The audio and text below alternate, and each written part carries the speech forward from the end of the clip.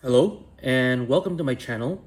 Today I'll be doing a short review of the GAT-X252 Forbidden Gundam from Mobile Suit Gundam Seed.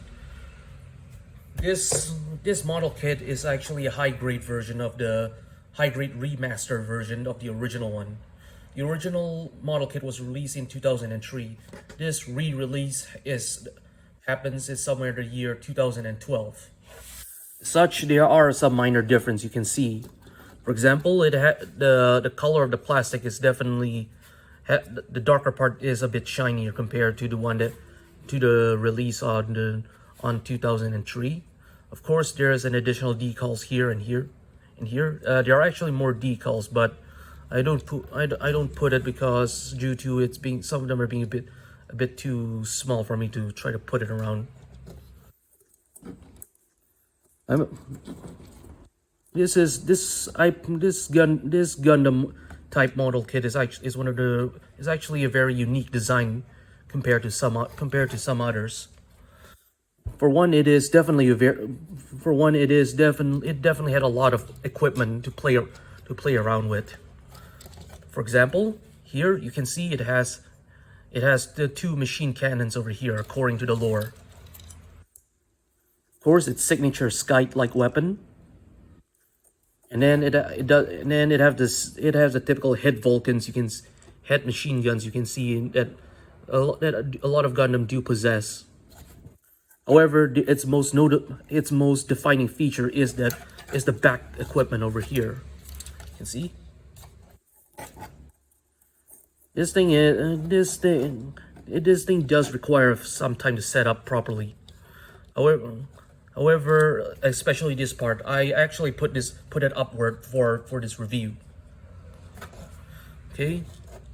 Now all you need to do is this, and then this, and here. This Gundam have managed to access its secondary mode, or according to the lore, it's called a high-speed mode or something. In this form, it allows itself to use its more heavy-hitting equipment.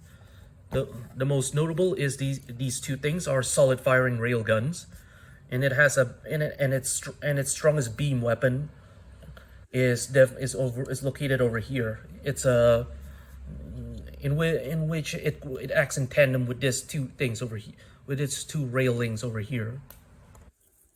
Of course, it also has its shields over here to make as an additional form of protection, and which it also allows it to generate some kind of force field to protect it from beam weapons.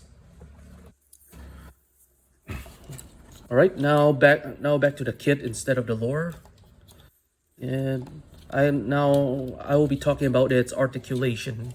You can see this thing articulation is pretty okay-ish, especially for something designed in 2003. Though I wouldn't say it's as good as most HG or some other more modern high grades, but it's definitely passable. The arm, for example, is pretty basic. It can bend like this and like this, but that's about it. It's the arms overall can move somewhere like this. And then the legs does have a rather limited articulation capabilities here. And then then I do think it can stand in one leg. See, this thing is quite top heavy compared to some others. But yes, but with enough setup, I do think it still can somehow stand in one leg. Let's see. There. Yep. Oops. I guess for another time. Well, though overall, I do think this is still quite a good model kit over here.